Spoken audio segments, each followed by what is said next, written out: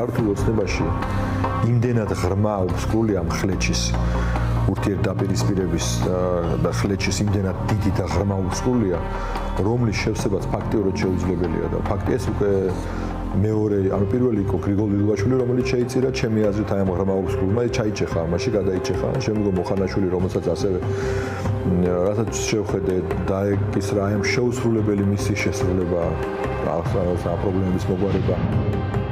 ეს ინტერვიუ მურთაზოდელავასთან 11 სექტემბერს დაკავებამდე 1 საათით ადრე ჩავწერეთ.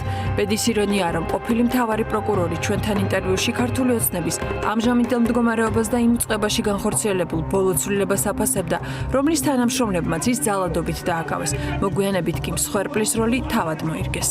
მურთაზოდელავა, რომელსაც ხაბეიშვილმა დაკავებისთანავე მიაწოდა თავისი მობილური ტელეფონი, ზოდელავამ კი აღნიშნული ტელეფონის გადამალვის მიზნით სცადა გაქცევა, რა დროსაც გაუწია ფიზიკური წინააღმდეგობა ანტიკორუფციული სააგენტოს თანამშრომლებს და იძალადა ერთ-ერთ მათგანზე. ტელეკომპანია ფორმულა სეზონში მამუკა მდინარაძე სპეცოპერაცია მხოლოდ მურთაზოდელავას დასაკავებლად არ ჩაუტარებია. შავფორმიანების მთავარი სამიზნე ლევან ხაბეიშვილი იყო, რომელიც იმ დღეს ტელეკომპანია ფორმულას ოფისში შემთხვევით მოხვდა. 11 სექტემბერს ხაბეიშვილს სატელევიზიო ეთერი არ ქონია და წესით ვაჟა-ფშაველას 45 ნომერში მისი ყოფნა მამუკა მდინარაძეს არ უნდა სცოდნოდა. მაგრამ როცა სუსის უფროსი ხარ და ფარული მყურადების ყველა მექანიზმი შენს ხელშია, ადამიანის ადგილმდებარეობის დადგენა მარტივია.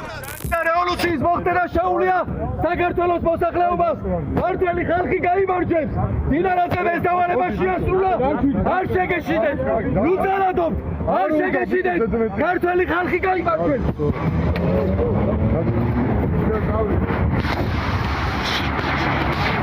ლევან ხაბეიშვილი ვერც მაშინ გააჩუმეს, როცა უკვე დაპატიმრებული მოდულში ფეხით ოპერატიული კადრის გადასაღებად შეიყვანეს. შეშინებული ხელისუფლებაა. ქართველ ხალხს არ შეგეშინეთ არაფრის. ფაქტია, ივანიშვილის ოცნებაში სიტყვა რევოლუციაც კი აშინებთ. არათუ ადამიანები, რომლებიც ოლიგარქს ყოველდღე მშვიდობიან დამხობას უანონსებენ. თუმცა როგორც მურთაზოდელავა დაკავებამდე ჩაწერილ ინტერვიუში გვარწმუნებდა, ეს მხოლოდ ანონსი არაა. მისი შეფასებით ივანიშვილის რეჟიმის შესაცვლად საზოგადოება მზადაა. ამ პროცესს კი ჩამოშლის პირას მყოფი ოცნება ხელს ვერ შეუშლის. დიდი უზარმაზარი მართლა უბსკულის ბზარები კი არ არის, ჩვენ უნდა გავითავისოთ, რომ ქართული ოცნების ხელზე ახლა არ არის ბზარები. არამედ არის ჩვეულებრივი რღვევა დიდი უბსკული და აი ამ უბსკულთ გარღვეული კედლის შესალესად ხან მიაყენეს გრიგოლ ვილვაშვილი, ხან მერე ოხანაშვილი და ახლა მდინარაძე თვითონ მიდგარი რომ რაღაცა იმითი რა ქვია ფასადური რაღაც საღებავით ეს ამოლესოს რაც შეუძლებელია ცხადია. ამიტომ ოცნება საჭიროებს დემონტაჟს, იმიტომ რომ ის წარმოადგენს საფრთხეს არა მხოლოდ საკუთარი თავისთვის და ის წარმოადგენს საფრთხეს საკუთარი თავისთვის, თუ ჩვენ შევხედავთ რაც ხდება ბოლო თვეების განმავლობაში ერთმანეთთან დაპირისპირებით და მათ შორის როლის გათვალისწინებით, ის ასევე არის ძალიან დიდი საფრთხე ქართული სახელმწიფოსთვის, შესაბამისად ქართველი ერისთვის. ამიტომ საჭიროა სრული დემონტაჟი, ისე როგორც ეს ხდება იმ შენობებთან მიმართ, რომლებიც არ ექვემდებარება რესტავრაციას და ეს არის ქართული ოცნება, დღეს სხვა არაფერი. ივანიშვილის მოლაპარაკე თავებს კი გონიათ, რომ გუნდის შიგნით არსებულ კლანებს შორის დაპირისპირებით გაჩენილი ნაპრალების ამოვსებას ამ კლანების ბოსების დაპატიმრებით შეძლებენ. სამიზნეები, რომ დიდი ხანია შერჩეული ყავთ, უკვე იცით. თუმცა ფაქტია, ირაკლი ღარიბაშვილის, გრიგოლ ილუაშვილის ან ვახტანგ გომელაურის დაკავება ამ დრომდე ვერ გაბედეს. დაიჭირეს მათი გარემოცვის წევრები, თითქოს საფუძველით შექმნეს დიდი ოპერაციებისთვის, თუმცა საბოლოოდ ვერაფერი იქნეს. სამივე მაღალჩინოსანი ისევ თავისუფლებაზეა. მერე რა თუ ქვეყნიდან გასვლა არაოფიციალურად აუკრძალეს და სახლებში ჩაკეტეს. რაც უფრო დიდხანს იქნებიან ღარიბაშვილი ილუაშვილი გარეთ, ოცნებას უფრო მეტი ჩინოვნიკის გაწირვა მოუწევს. ოხანაშვილსაც ხო ეს დაემართა. საქმე ბოლომდე ვერ მიიყვანა და სახლში წავიდა. ოხანაშვილი გადაყვა ივანიშვილის სისუსტეს. ჩვენთვის ყველასთვის გასაგები იყო, რომ როდესაც დანიშნეს ოხანაშვილი და სხვა საკადროცულები როცა მოხდა, ივანიშვილი მათ დააბარა პირველი და მთავარი ამოცანა დააპატიმრეთ ღარიბაშვილი, დააპატიმრეთ გომელაური, დააპატიმრეთ გრიგოლ ილუაშვილი. ეს გასაგები იყო და ეს მოქმედებები მანამდეც იყო და შემდგომაც გრძელდება ეს, მაგრამ გადაწყვეტილება ხო ივანიშვილის მისაღები იყო, როცა ივანიშვილს ჭირდება. ხო შეყარა ნახევარი ოპოზიციური ლიდერები, მიუხედავად იმისა, რომ დასავლეთიდან დაეძაბა, შიგნით ყველაფერი აირია, ხო გააკეთა ეს, როცა მან ეს გადაწყვეტილება მიიღო. ეხლა ამ ვითარებაში მისი მისაღები გააცვეთილება იყო კვლავ, მაინც გააცვეთილება ვერ მიიღო, ანუ ის არის სუსტი, ის ვერ ბედავს ამათთან ამ ფორმით კონფრონტაციას, მაგ საუბარი ღარიბაშვილზე და მის კლასზე და ლილუაშვილზე და მის კლასზეც. ეხლა როდესაც ეს ადამიანები, მათივე ყოფილი თანაგუნდელები და ეს დიდი ძლიერი კლანი, მოდი ქართული ოცნების შიგნით ესეა ნამდვილად არ არიან ციხეში, ეს იმიტომ რომ ივანიშვილმა ამ დავალების ამ გაგაგულების გაცემა ვერ გაბედა და რახან ამ გაგაგულების გაცემა ვერ გაბედა, რა თქმა უნდა, საკუთარ თავს ვერ დაიდანაშაულის და გავარდა ქოხანაშვილის თავი, ისე როგორც მანამდე სხვების და ისე როგორც ხედავთ, ასევე რამდენიმე სხვა თანამდებობის პირით შეეცედება ამ ამბავს, თუნდაც სექტემბრის ბოლომდე ეს პროცესი არ გაიწელება. ჩამკეტი თარიღი აქ არის 4 ოქტომბერი, იმდენად რამდენადაც ივანიშვილიც გზნობს იმას, რომ ეს თარიღი ძალიან საკვანძო ხდება. სიტუაციის გამოსწორება ახლა მამუკა მდინარაძე მითავა სუსის უფროსად გამწესებიდან მეორე კვირაში იმ დღეს, როცა ლევან ხაბეიშვილი და მურთაზოდელავა დააპატიმრა, დაიჭირა ჯუანშერ ბურჭულაძეს, თავდაცვის ყოფილი მინისტრი და ირაკლი ღარიბაშვილის ახლო გარემოცვის წევრი, რომელიც თურმე დიდ კორუფციულ სქემებში ყოფილა ჩართული. ჯარის ხარჯზე იმდენი ფული უშოვია, რომ მალაგაში სახლიც უყიდია. კარგი დავიჯერეთ ბურჭულაძის კორუმპირებულობა, რადგან გარკვეული ინფორმაციები უთქვენოდაც არსებობდა და კორუფციასთან მის შესაძლო კავშირზე არაერთი ჟურნალისტური გამოძიებაც გაკეთებულა, მაგრამ რატომ დასჭირდა ამდენი დრო მის პასუხისგებაში მიცემას?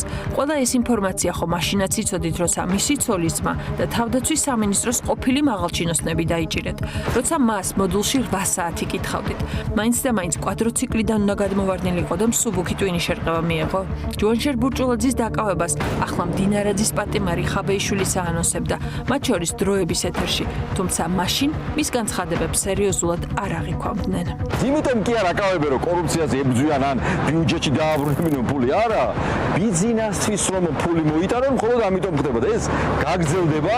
ბურჭულაძემ შვიდად აღა ვერ გამოიძინებს, რომ ბევრი მილიონი აქვს საშოვნელი და პლუს ამას ღარიბაშვილი, რომლის უშუალო კადრიც იყო ჯუანშერ ბურჭულაძე. ახლა ალბათ იმედი აქვს, რომ 4 კედელში გამოკეტილი ბურჭულაძე სხვანაირ ჩვენებას მისცემს და იტყვის, რომ ატკატებიდან მიღებული ფულის ნაწილი ირაკლი ღარიბაშვილთან მიმქონდაო. ისევ ხაბეიშვილის დაკავებას რომ დაუბრუნდეთ, რატომ დაიჭირა მდინარაძემ ნაციონალური მოძრაობის პოლიტსაბჭოს თავმჯდომარე ახლა? თავად კი უნდა რომ ოფიციალური ვერსია დაგვაჯეროს, რომ ხაბეიშვილი პოლიტკორუფციაში იყო შესული და გედედეს და პოლიციის თანამშრომლებს ივანიშვილის რეჟიმის საზიანო კომპრომატებსა და ბრძანებების შეუსრულებლობაში სოლიდურ ჯილდოს პირდებოდა. თუმცა სანდო წყაროები გვარწმუნებენ, რომ ხაბეიშვილის საჯარო განცხადება მხოლოდ დაპატიმრების საფუძვლად გამოიყენეს. რეალურად კი კობახიძე მდინარაძეს ახლა ხაბეიშვილისგან იმის დადასტურება უნდათ, რომ ის ღარიბაშვილი ლილუაშვილთან თანამშრომლობდა.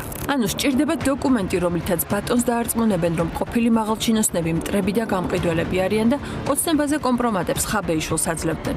ფიქრობენ, რომ ასე უფრო მალე მიიღებენ ყოფილი თანაგუნდელების დაკავების ნებართვას და დაისვენებენ. აბა მხოლოდ ასეთმა არაფრის მომცემმა განცხადებებმა აზრი დიდი ხნის წინ დაკარგა. რაც შეხება ლევან ხაბეიშვილის, ეს არის სასაცილო კაცი, რომელსაც მეორე სასაცილო კაცი აძლევს მესიჯებს და ლაპარაკობს. მეორე სასაცილო კაცი შეგიძლიათ დაასახელო? და არა საინტერესო და არა აქტუალურია, რომ არ ღირს ამ. საუბრობთ და გითხარით სრულად, თუ გაქვთ რაიმე ინფორმაცია, ნახევრად გვეუბნებით და თუ ამბობთ გითხარით.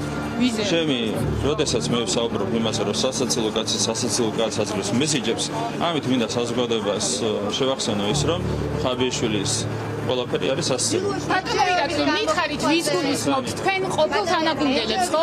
ირაკლი ღარიბაშვილს, ლილუაშვილს, გომელაუს ვინ აწვდის ხაბეიშვილს ინფორმაცია? არ არის ჩემთვის საინტერესო თქვენ აქტუალური. გააქვთ ისე ზუსტი ინფორმაცია?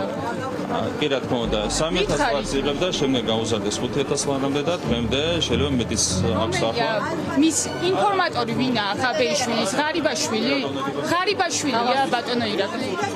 ღარიბაშვილს ემუქრება ციხე? ვრცელდება ინფორმაცია, რომ შეიძლება დაიჭირონ ირაკლი ღარიბაშვილიც და აღძრან საქმე მის წინააღმდეგ. სპეკულაციურ კითხვებზე პასუხს გაცემა საჭიროა. კობახიძე მდინარაძეს უпростоრად ამ უკანასკნელს გუნდის შიგნით კიდევ ერთი ფრონტი აქვს. დანიშნეს მდინარაძე და მდინარაძე დანიშნდა მეორე დღესვე შეუდგა კალაძესთან დაპირისპირებას. გაგიკვირდათ? ფიქრობთ, რომ იგონებენ, რადგან პარტიულ ყრილობებზე ან საჯარო ღონისძიებებზე ერთმანეთს უღიმიან? კი შეიძლება ერთი შეხედვით არაფერი მიანიშნებს მათ შორის უთანხმოებას, თუმცა სანდო წყაროების ცნობით კადრს მიღმა თურმე სერიოზული დაპირისპირება ქონიათ. ამ ბრძოლაში ახლა მდინარაძე უფრო ძლიერია, სუსის უფროსია, შინაგან საქმეთა სამინისტროს მისია და პროკურატურაც.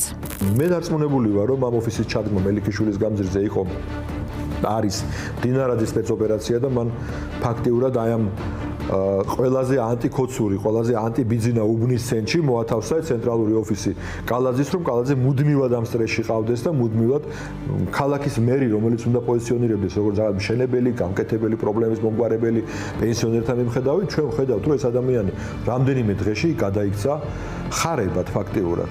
და ეს ოპერაცია ფაქტიურად იმან ჩაუტარა, მე ესე ვხედავ ამ მოვლენებს. კალაძე თანდათანობით ნელ-ნელა ყოველდღიურად ჩაძირეს იმ საკითხებში, რასაც ქვია დაპატიმრება, ცემა, სისხლი, უბედურება. 23 წლის გოგონას დაპატიმრება მოუწიათ, ვიღაცეებისთან, ახალგაზრდა აქტივისტებთან ფიზიკური დაპირისპირებაში შესვლა მოუწიათ. აქტივირდა ეს ჩრდილელის საკითხი, რომელიც არ იყო შეთანხმებული როგორც ჩანს და დინარაძემ ჩათვალა, რომ ეს ამ საკითხის ამოწევა იქნებოდა კალაძის პრობლემა ივანიშვილთან, რადგან ჩვენ ყველამ ვიცით, ნუ ყოველ შემთხვევაში გარკვეულმა საზოგადოებამ საქართველოში იცის, რომ ჩრდილელი არ არის ის ადამიანი, რომელიც მაინც და მაინც ივანიშვილს გულზე ეხატება და ამას თავის პრეისტორია აქვს.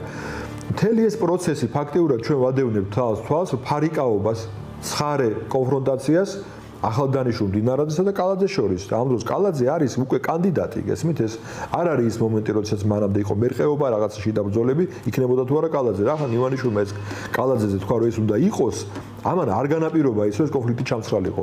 პირიქით კონფლიქტი უფრო გაღრმავებულია.